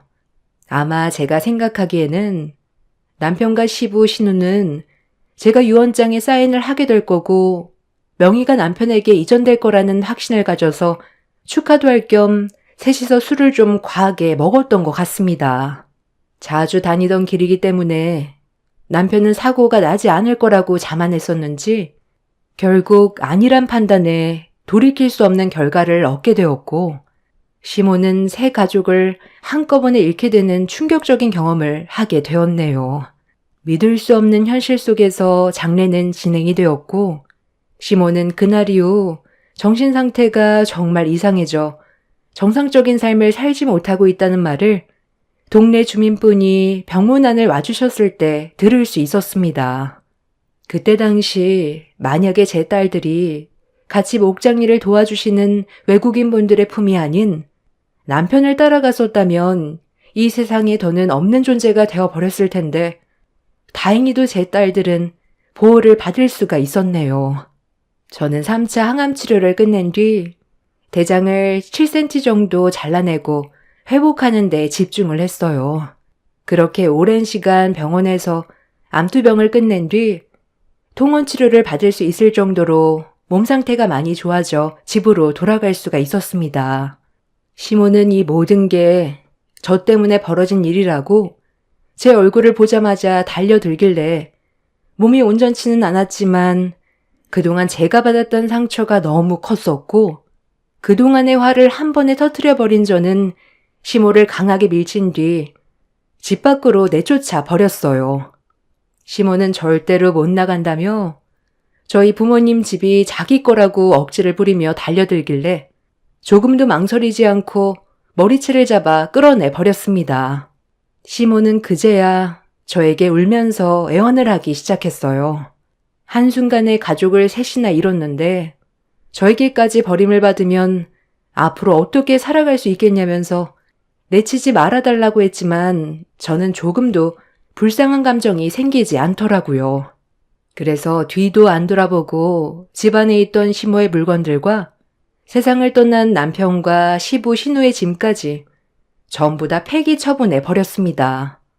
제가 암투병하고 있을 때는 온갖 막말에 유언장으로 머리까지 내려쳤으면서 이제 와서 봐달라고 하는 모습이 오히려 저를 더 분노하게 만들었습니다. 그렇게 시모를 강하게 내쳐버린 뒤 저는 딸들과 함께 앞으로의 삶에 대해 진지하게 계획하고 있는 중입니다. 막막하기만 했던 제 삶이 한순간에 정리가 되어버렸다는 게 아직까지 믿기지 않네요. 갈 사람은 건들지 않아도 알아서 가게 되는 것 같습니다. 저는 지금 거의 회복이 되었고 추적 검사 결과 추가적인 암은 발견이 되지 않았습니다. 아빠도 요양원에서 잘 지내고 계시고 이제 저와 제 딸들의 앞날만 생각하면 될 것 같아요. 다시 찾아온 새 삶에 대해 항상 감사함을 느끼면서 살고 있는 중이고 현재 목장과 유제품 가공 공장은 정리하려고 준비 중에 있습니다. 아빠가 힘들게 이끌어온 목장을 처분할 수밖에 없는 현실이 너무 마음이 아프지만 저 또한 몸이 온전치 않아 어쩔 수 없이 처분하기로 마음먹게 되었네요. 그동안 모아두었던 재산으로 어떠한 간섭도 없이 제 딸들과 조용하게 살고 싶어요. 그게 제가 바라는 마지막 소원입니다. 제 사연을 들어주시는 많은 분들께서도 항상 건강에 유의하시길 바랍니다. 한번 아프고 나니 건강한 몸이 얼마나 감사한 건지 다시 한번 느끼게 되더라고요. 병이 더 커지기 전에 건강검진 꾸준하게 받으시고 적당한 운동으로 건강관리 하시길 바라며 제 사연을 마치겠습니다. 감사합니다. 안녕하세요. 저는 눈앞에서 저희 가족이 무너지고 있는 모습을 보면서 바로잡을 수 없는 현실이 너무 안타까워 이렇게 사연을 신청하게 되었습니다. 앞으로 제가 하는 결정에 따라 가족들의 인생이 달라질 수도 있고 계속해서 나락으로 떨어질 수도 있을 것 같네요. 제 나이 40대 후반이 되어가는 동안 가족들과 큰 싸움 없이 잘 지내왔었어요. 그런데 아빠의 건강 상태가 악화되어 가면서부터 조금씩 오고 가는 대화에 안 좋은 감정이 묻어나오기 시작했습니다. 그동안 살면서 말은 하지 않았지만 마음속으로만 생각하며 표현하지 않았던 불만들 같은 게 하나둘 나오더니 결국 큰 싸움으로 전개가 되어버렸죠. 아직까지도 아빠가 세상을 떠나셨다는 게 믿기지가 않아서 많이 힘든 상태인데 가족들과도 멀어져 버린 상황이라 어떻게 하면 좋을지 고민이 많아지네요. 돌아가신 아빠가 저에게 주신 답이 무엇인지 여러분들께서 알려주신다면 제가 앞으로의 인생을 해결해 나가는데 많은 도움이 될 것 같습니다. 저는 7살의 나이에 엄마의 재혼으로 의붓아빠를 맞이하게 되었고 아빠에게는 아들과 딸 둘이 있었습니다. 다들 저보다 나이가 많아서 그런지 저를 거부감 없이 오빠 언니들이 잘 받아주었었어요. 친동생처럼 대해주는 모습이 너무 고마웠었죠. 비록 7살 정도의 나이였지만 그때의 기억이 아직까지 머릿속에 남아있는 걸로 봐선 언니 오빠를 많이 의지하고 있었던 것 같네요. 엄마와 단둘이 살면서 친아빠가 세상을 떠나신 뒤 많이 외로웠었는데 저에게 새 가족이 생기고 나서부터는 항상 집안이 시끌벅적했고 웃음이 끊이지 않았었어요. 그렇게 서로 잘 지내오면서 세월이 흘러 어느덧 언니 오빠들은 자신들의 가정을 꾸려 새로운 삶을 살아갔고 저 또한 좋은 남자를 만나 결혼까지 하게 되었었네요. 엄마는 아빠와 새로운 삶을 시작한 이후 단 한 번도 눈에 눈물을 흘리지 않았었는데 제가 결혼하고 난 이후 얼마 지나지 않아 암 선고를 받게 되면서 처음으로 엄마의 눈에서 눈물이 흐르는 모습을 보게 되었었습니다. 그때 저에게 하셨던 말 중에 지금의 행복을 잃고 싶지 않아 세상을 떠나고 싶지 않다고 하셨지만 결국 암을 이겨내지 못하시고 저희 품에서 떠나시게 되셨네요. 그렇게 된 이후부터 아빠도 정신적으로 많이 힘들어 하셨어요. 오랜 세월 함께 해오면서 집안 곳곳에 많은 추억들이 묻어 있어서 그런지 매일같이 눈물을 흘리셨습니다. 그리고 그때 처음으로 아빠가 잠시 자리를 비웠을 때 가족들끼리 대화를 나누었고 처음으로 서로 의견 조율이 되지 않아 감정이 상하게 되는 일이 발생되고 말았어요. 그렇게 되자 장남인 큰 오빠가 먼저 나서서 한마디 하게 되었고 저는 언니 오빠들의 말을 묵묵히 듣고만 있었는데 갑자기 화살이 저한테 날라오게 되었네요. 내가 이 집안의 장남이니까 아버지가 많이 힘드신 만큼 옆자리를 지켜드려야 하는 건 당연한 건데 다들 알다시피 지금 한창 사업이 바쁜 터라 큰 도움이 될 것 같지는 않네. 그래서 너희들이 직접 나서서 해주면 될 것 같은데 아무래도 딸들이 옆자리를 지켜주는 게 훨씬 좋지 않겠어? 둘째 네가 그래도 맏언니니까 직접 나서주는 게 오빠가 봤을 때 좋을 것 같은데? 내가? 나도 지금 얼마나 바쁜데. 요즘 애들 학교 문제 때문에 스트레스를 얼마나 많이 받고 있는지 알아?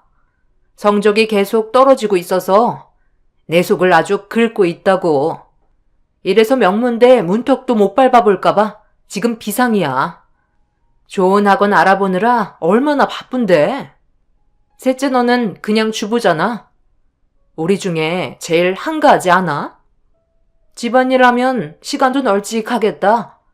아빠 옆에 있어주기에는 딱인 것 같은데. 솔직히 셋째는 핑계댈 게 없잖아. 애들이 공부를 그렇게 잘하는 것도 아니고 성적에 집착하지도 않으니까 내가 봤을 때 네가 살림 봐주는 게 제일 좋을 것 같네. 그게 어려운 문제도 아니니까 그렇게 해줄 수 있지? 내 말은 들어주지도 않고 무조건 언니 말대로 하라는 게 어디 있어.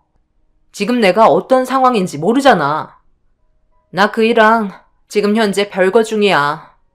그동안 얘기 안 했었는데 이혼까지 할 생각 가지고 있어. 그 사람이 나 놔두고 다른 여자랑 바람 피운 것 같아. 그래서 지금 내 마음이 얼마나 안 좋은지 알아? 누굴 돌봐줄 마음의 여유가 없다고. 차라리 막내 네가 모시는 게 제일 좋을 것 같은데?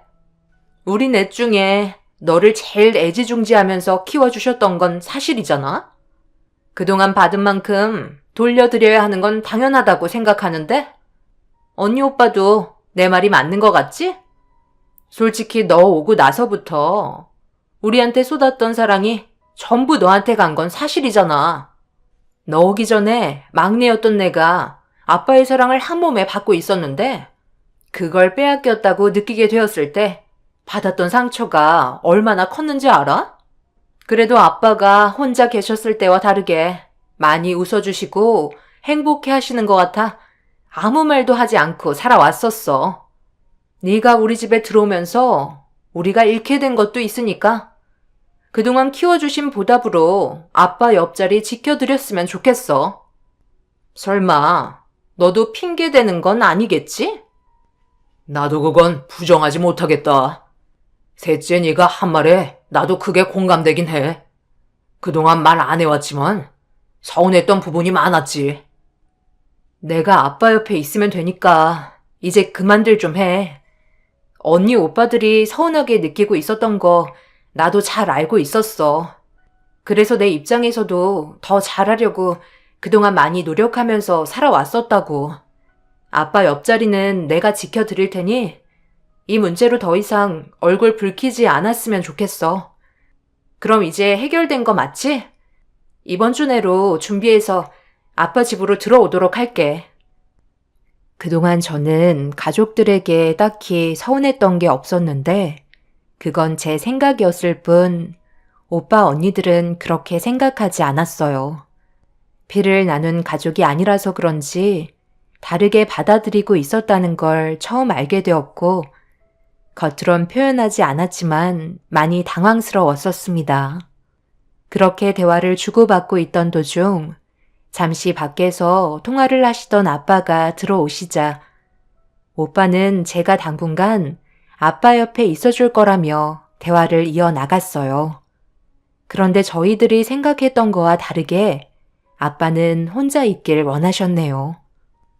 너희들 마음은 고맙게 생각하마. 그런데 굳이 그렇게 할 필요는 없다. 지금 꾸린 가정이나 잘 챙기고 살거라. 아버지, 그게 무슨 말씀이세요? 저희도 다 생각해서 얘기해 드리는 건데. 그러지 말고 도움 받으세요. 어느 정도 마음에 정리할 시간을 만들어 드리려는 거예요. 그 시간 동안 막내가 뒤에서 이것저것 많이 도와드릴 거니? 아버지는 그냥 받기만 하시면 되는 거라고요. 제 말 무슨 뜻인지 잘 아시겠죠? 솔직히 여태까지 막내한테 주기만 하셨잖아요. 그러니 당연히 도움 받으실 수 있는 거죠. 미안하게 생각하실 필요 없어요. 저희는 벌써 얘기가 끝난 상태예요. 아빠는 마음만 받겠다며 제안을 거절하셨고 지금의 가정에나 충실하라고 더는 대화를 이어나가려 하지 않았어요. 혼자만의 시간이 필요하다는 아빠의 말에 저희들은 각자의 집으로 돌아갔지만 언니 오빠가 저를 바라보는 시선은 좋지 않았습니다. 큰언니는 아빠가 저를 너무 감싸주기만 하려는 모습이 마음에 들지 않는다며 불만을 표시했어요. 장남인 오빠는 아빠가 괜찮다고 말씀하셔도 매일 찾아뵙고 집안 관리하라며 무조건 오빠의 말대로 움직이길 원하고 있었습니다. 상당히 불편한 감정으로 저를 대한 오빠에게 알아서 하겠다는 한마디 한 뒤에 차에 올라타자 언니들이 저보고 버릇이 없다며 화를 내면서 저희 엄마가 세상을 떠났으니 더 이상 가족이 아니라는 충격적인 말을 던졌습니다. 언니들은 저에게 아빠 옆에서 가사 일을 도와주지 않는다면 더는 가족으로 받아주지 않겠다고 분위기를 안 좋게 몰아갔네요. 저도 그런 말을 듣곤 기분이 안 좋아진 상태라 아무 말도 하지 않고 집으로 돌아왔습니다. 그동안 함께했던 세월들이 무색해질 만큼 엄마가 세상을 떠나신 뒤 저에 대한 존재는 아무것도 아니었어요. 그동안 언니 오빠는 엄마가 아빠 옆에 있었기 때문에 저를 가족인 척 받아들여주고 있었던 것 뿐이었죠. 그날 이후 저는 아빠가 불편해하지 않는 선에서 집안일을 도와드렸고 아빠는 항상 저에게 미안해 하셨어요. 그동안 살면서 자식들 눈치 보느라 제대로 챙겨주지 못했다며 저를 불쌍히 여기셨고 엄마가 돌아가실 때 저에 대한 걱정을 많이 했다며 아빠에게 잘 좀 부탁한다는 마지막 말을 하시고 세상을 떠나셨다는 말을 저에게 해주셨네요. 비록 저는 아빠의 친딸은 아니었지만 한 번도 그렇게 생각한 적은 없으셨다고 해요. 저도 아빠를 진심으로 대해드렸기 때문에 집안일을 도와드리는 건 당연하다고 생각했었습니다. 그리고 제가 원했던 건 가족들과 불화가 생기지 않는 걸 원했었기 때문에 묵묵히 제가 할 수 있는 선에서 움직이며 살아왔었네요. 그런데 오빠와 언니들은 노력하는 모습은 보려 하지 않고 무조건 부족한 모습들을 지적하면서 지속적인 상처를 주며 제가 하는 모든 일들이 마음에 들지 않는다고 화를 내기 시작했어요. 이런 상황들이 반복적으로 지속이 되자 저 또한 안 좋은 감정을 품게 되더라고요. 그러고 싶지 않은데 받게 되는 상처들이 점점 많아지면서 저 또한 불만들이 터져 나오게 되었고 결국 한자리에 모여 식사를 하던 도중에 큰언니의 한마디에 싸움이 시작되었네요. 너 뭐 하는 애야? 지금 이게 최선이라고 음식 내온 거니? 아빠 입이 얼마나 까다로우신데 몇 가지 반찬으로 저녁 때우라는 거야? 그리고 우리가 오래간만에 왔으면 당연히 음식에 좀 더 신경을 써야 하는 게 당연한 건데 정말 음식이 너무 형편없다. 그동안 무상으로 먹고 자고 배부르게 살았으면서 꼴랑 반찬 몇 개 놓고 숟가락 뜨라는 거니? 그동안 이런 식으로 대접해 드린 거야? 오빠가 이런 건 따끔하게 뭐라고 좀 해줘. 그동안 조용히 있었다고 얘가 요즘 하는 꼴을 봐봐. 아주 눈에 가시라니까. 내가 봐도 이건 정말 아닌 것 같다. 아버지는 이런 음식을 잡수시고 싶은 거예요? 지금까지 막내를 감싸 돌기만 했으니 이런 식으로밖에 대접을 못 받으신 거잖아요.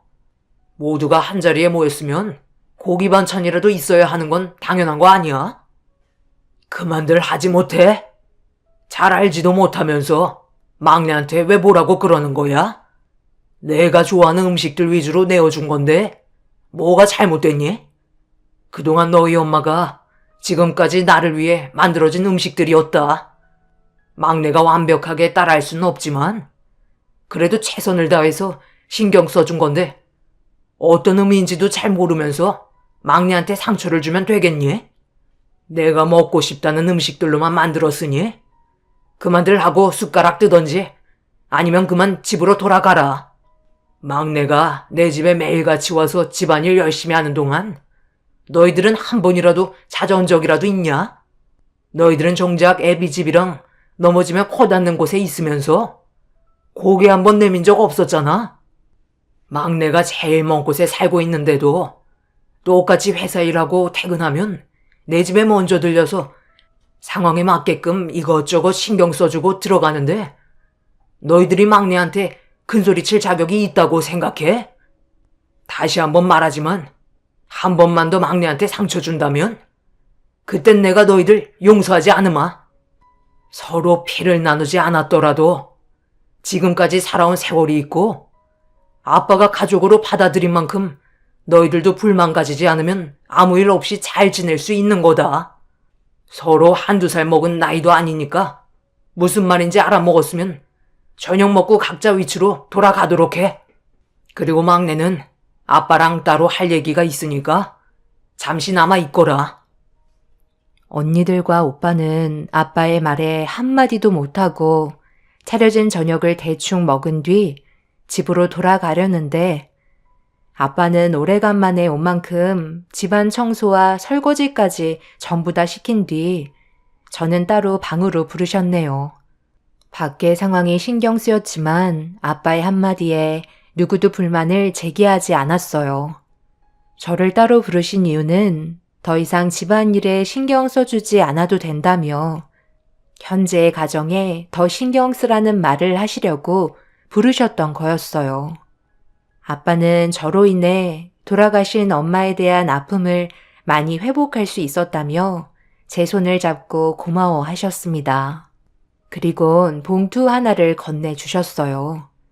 확인을 해보니 꽤 많은 돈이 들어가 있었죠. 저는 돈을 바라고 한 게 아니기 때문에 아빠가 주신 돈을 받지 않았어요. 그렇게 아빠와 대화를 주고받고 있는데 밖에서 언니들과 오빠가 대충 정리가 끝났는지 집으로 돌아가겠다며 아빠에게 인사를 드린 뒤 불만 섞인 표정을 보이며 현관문 밖으로 나섰습니다. 분명히 이 일로 인해 저에 대한 안 좋은 감정은 더욱더 커졌을 거라 생각했지만 언니들과 오빠의 행동은 누가 봐도 잘못된 거였어요. 그래서 저는 미안해하지 않았습니다. 그리고 그날 이후 아빠는 주로 여행을 많이 다니셨고 저는 그동안 조금 소홀하게 되었던 가정에 더 많은 신경을 쓸 수 있게 되었네요. 정상적인 가정으로 돌아온 이후 별일 없이 지내는 듯 싶었지만 확실히 예전과는 너무 달라진 가족 관계는 쉽게 회복되지 않더라고요. 그래도 가끔은 안부 전화도 오곤 했었는데 아예 연락이 없어서 언니 오빠에게 연락을 취해봤지만 연결이 되지 않았고 문자를 해도 답장은 오지 않았습니다. 그런 행동들에서 많은 걸 느낄 수 있었어요. 저는 진짜 가족이 될 수 없다는 걸 확실히 알게 되었었죠. 그렇게 저에 대한 안 좋은 감정을 가지고 있는 상태에서 때 되면 얼굴을 보게 되는 상황이 와도 저와는 말도 섞지 않았고 투명인간 취급해오고 있었네요. 본인들이야 티 안 나게 행동한다 하지만 아빠가 봤을 때 분명 금이 가고 있다는 게 보였는지 모두가 한자리에 모였을 때 한마디 하셨습니다. 하지만 오랜 기간 살아오면서 저에 대한 감정을 쌓아왔던 터라 쉽게 풀어지지 않았어요. 그러다 보니 결국 아빠는 큰 소리를 낼 수밖에 없었고 오빠와 언니들 또한 아빠의 말에 반박하며 대들기 시작했습니다. 그래서 지금 너희들이 잘했다는 거야? 나이를 더 먹었으면 그만큼 어른답게 행동해야지. 자식들이 셋이나 있는데 어떻게 된 게 하나같이 멀쩡한 놈이 없는 거야? 좀 더 현명하게 행동할 수 없는 거니? 아빠가 항상 얼굴 볼 때마다 얘기하는 게 뭐야? 서로 위해주고 아껴주면서 의지해야 앞으로 남은 인생 행복하게 잘 살 수 있을 거라고 몇 번이나 얘기했는데 서로 똑같이 행동하고 있으면 가정에 불화만 생긴다는 거 몰라? 지금 봐봐라. 막내만 정상이고 너희들은 서로가 가지고 있는 불만들을 점점 더 키워가고만 있잖아. 막내는 너희들한테 불만이 없어서 항상 웃고 가까이 다가가려고 노력하는 줄 알아? 아버지는 맨날 막내 동생만 감싸주고 저희는 안중에도 없었잖아요. 나이 먹어서도 저희는 찬밥 신세 아니었나요? 오빠 말이 맞아요. 맨날 막내가 불쌍하다면서 좋은 것들도 항상 나눠주려 하고 모든 막내가 우선이었잖아요. 아빠 친자식은 막내가 아니라 저희라고요. 왜 그걸 모르세요? 피를 나눈 자식이 우선이 돼야 하는 거 아닌가요? 내가 너희들한테 못한 게 뭐가 있어? 그동안 내 전부를 가져간 것들이 너희들 아니야? 막내는 내가 준다고 해도 항상 받지 않고 혼자 자립해서 주어진 환경에 맞게 가정을 꾸리며 살아가고 있는데 너희들은 뭐만 하면 내 등에 빨대 꽂아서 전부 다 빨아간 건 생각 안 하고 정작 아무것도 가져가지 않은 막내한테 조금 신경 써준다고 그걸 질투해서 이런 일로 아빠 입에서 큰 소리 나게 만들어? 막내만 없었어도 저희 가정에 불화는 없었겠죠. 이 모든 것들이 막내로부터 시작돼서 지금까지 오게 된 거라고요. 정말 꼴보기 싫어 죽겠어요. 그동안 아빠 옆에 새엄마가 있어서 아무 말도 하지 않고 참고 있었는데 저희는 새로운 가족을 받아들이고 싶은 마음이 전혀 없었다고요. 엄마라고 하기도 싫었어요. 아빠가 저희 마음을 얼마나 안다고 그래요? 분위기가 점점 심각해졌고 언니들과 오빠는 저를 향한 분노가 극에 달하기 시작했어요. 그렇게 되자 어렸을 적부터 가지고 있던 불만들이 터져 나오기 시작했고 결국 아빠와도 안 좋은 감정선이 폭발하고 말았죠. 큰오빠가 저는 대화하고 싶지 않다며 자리를 박차고 일어나더니 장례식장에서나 찾아뵙겠다는 충격적인 한마디를 꺼낸 뒤 등을 돌리자 언니들 또한 큰오빠를 뒤따라 가버렸네요. 그렇게 한바탕 난리가 나고 아빠와 단둘이 남게 되자 처음으로 자식들 때문에 눈물을 흘리시는 모습을 보게 되었고 제 마음이 찢어질 것처럼 아프게 다가왔어요. 그리고 그날 이후 언니들과 큰 오빠는 정말 아빠와의 인연을 끊어버린 뒤 연락조차 되지 않았습니다. 중간 입장에서 해결하려고 노력했지만 그럴 때마다 저에게는 상처로 돌아오고 있었어요. 저도 그런 시간들이 반복이 되자 점점 지치게 되었고 관계 회복을 하려 했던 저 또한 결국 손을 놓고야 말았네요. 그렇게 몇 년의 시간이 흘러버렸고 예상하지 못한 또 다른 문제가 갑작스럽게 찾아오기 시작했어요. 혼자서 여행만 다니시던 아빠와 자주 연락을 주고받았었는데 어느 날 받은 전화 한 통은 저에게 충격을 안겨주었고 급하게 병원으로 향하게 되었어요. 입원해 계시는 아빠는 충격적이게도 엄마의 뒤를 따라가시려는 준비를 하고 계셨습니다. 아빠에게 직장암 말기라는 진단이 내려졌다는 사실을 알게 된 순간 그 자리에 털썩 주저앉아 오열을 하고 말았네요. 엄마도 세상을 떠나셨는데 아빠까지 떠나보내야 한다는 게 저로서는 받아들이기가 너무 힘이 들었어요. 아빠는 옅은 미소로 괜찮다며 저를 안심시켜 주려 하셨지만 이미 마음의 준비를 하고 계신 듯 보였습니다. 항암 치료로 기적을 바라볼 수는 있지만 기대하기 어렵다는 의사의 말에 무조건 살려달라고 애원했지만 아빠는 항암 치료를 받지 않으려 하셨어요. 아빠, 그게 무슨 말이에요? 항암 치료를 받지 않으면 회복할 수가 없다고요. 제가 옆에 있어 드릴 테니 서둘러 치료 받으세요. 내가 더 살아서 뭐 하겠어? 혼자 사는 것도 외로웠는데 이참에 잘 됐지. 자식들도 전부 다 등을 돌려버렸잖아. 내가 바라던 삶은 이게 아니었는데 실패한 인생 떠나는 게 속 편하지. 그래도 너희 엄마 만나서 함께 살아온 시간은 정말 행복했었다. 아빠 떠나시면 저는 앞으로 어떻게 하라고요? 아빠가 제 옆에 있어서 지금까지 버틸 수 있었는데 이렇게 떠나신다면 저도 앞으로 살아갈 자신이 없어요. 그러니 항암 치료 받으세요. 저는 아직 마음의 준비가 되지 않았다고요. 아빠는 제 말을 들어주지 않으려 하셨지만 강하게 거부 의사를 밝히며 계속해서 설득을 시킨 끝에 겨우 치료를 받을 수 있게 되셨네요. 언니 오빠에겐 아빠가 아프다는 말을 꺼내지 말라고 비밀 유지를 부탁하셨어요.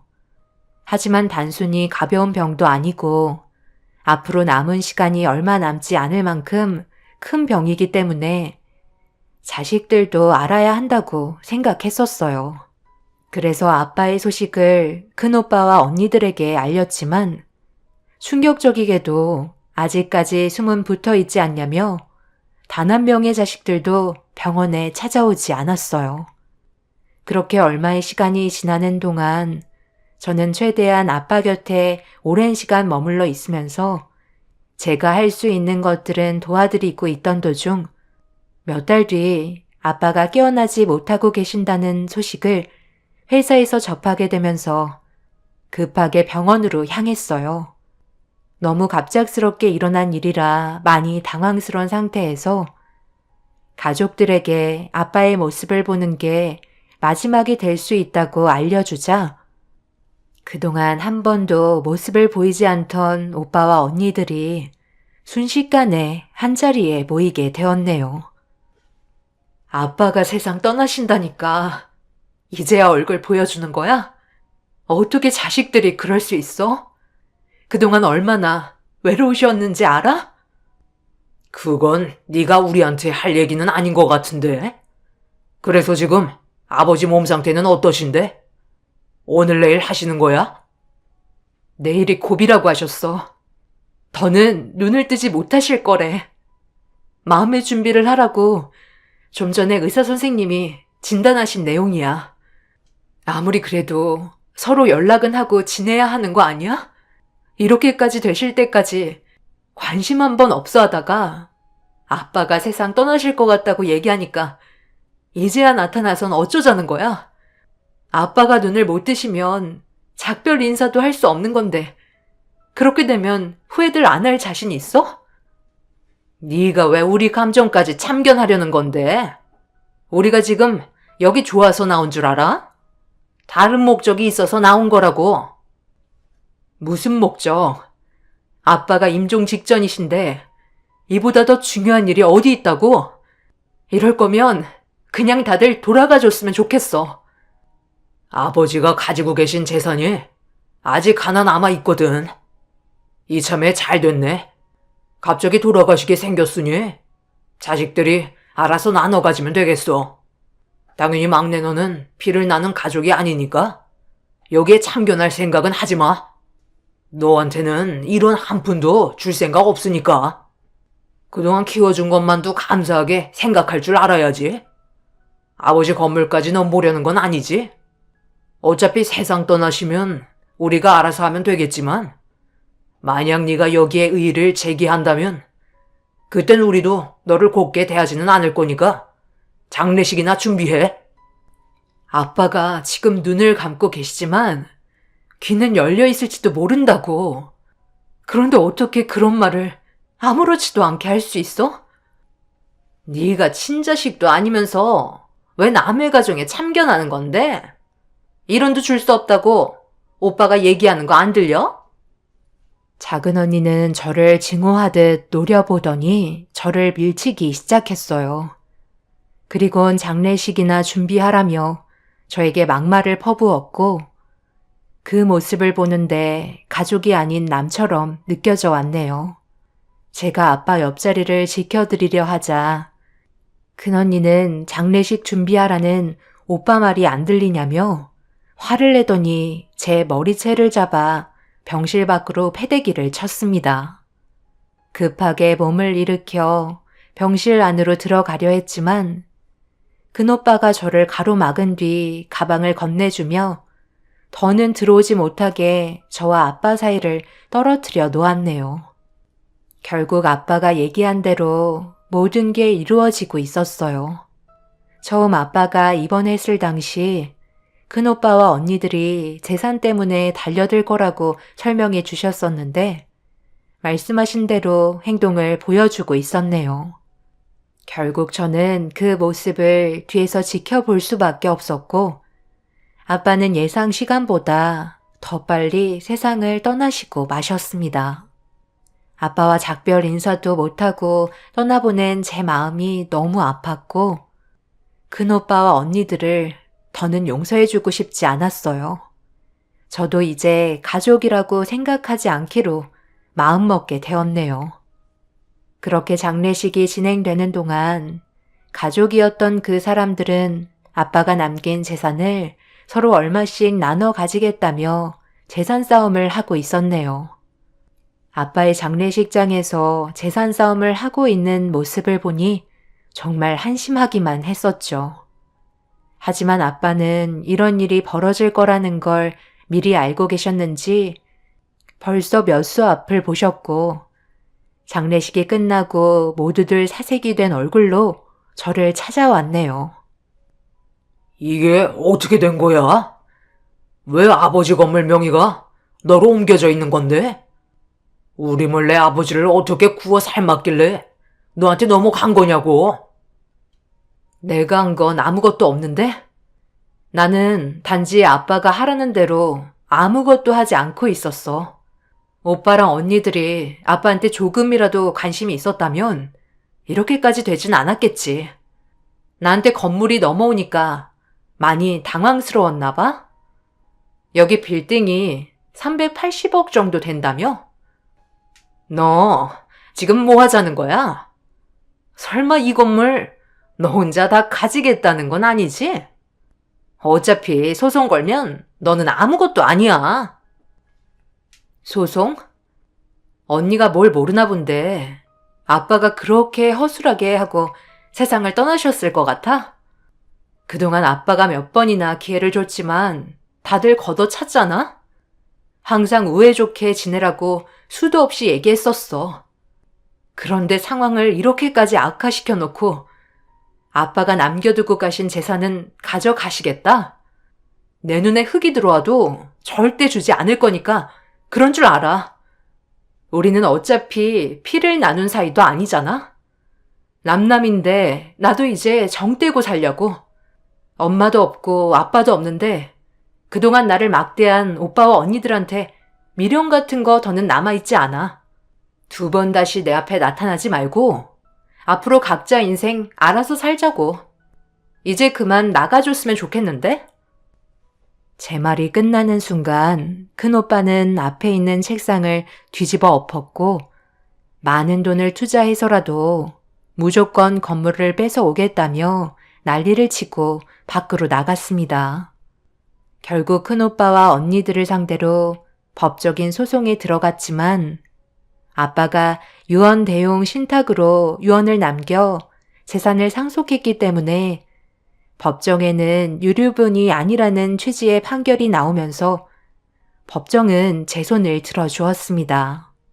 큰오빠와 언니들은 땅을 치며 통곡하며 법정에서 싸우는 도중 듣게 된 건 큰돈이 들어올 수 있다는 걸 기대하고 주식에 투자를 많이 한 것 같았어요. 그런데 손해가 나기 시작했는지 회복이 불가능하면 경제적으로 많이 힘들어질 것 같아 보였습니다. 아빠는 자식들이 법적으로 소송까지 이어질 거라는 걸 미리 아시고는 만약 그렇게 된다면 차후에 제가 알아서 건물을 처분하길 바라셨어요. 법적으로 승소를 하게 됐으니 이제 건물은 제 소유가 되었지만 앞으로가 문제입니다. 저에게 넘어온 건물 때문에 큰오빠와 언니들은 지속적으로 접근할 테고 주식 투자 실패로 경제적으로 많이 힘들어져 있기 때문에 도움받길 원하겠죠. 아빠는 제가 어떤 식으로 처리하는 걸 원하실까요? 여러분들께서 현명한 조언을 해주신다면 많은 도움이 될 것 같아요. 아빠가 남기고 떠나신 재산을 현명하게 처리하고 싶습니다. 그럼 답변 기다리겠습니다. 감사합니다.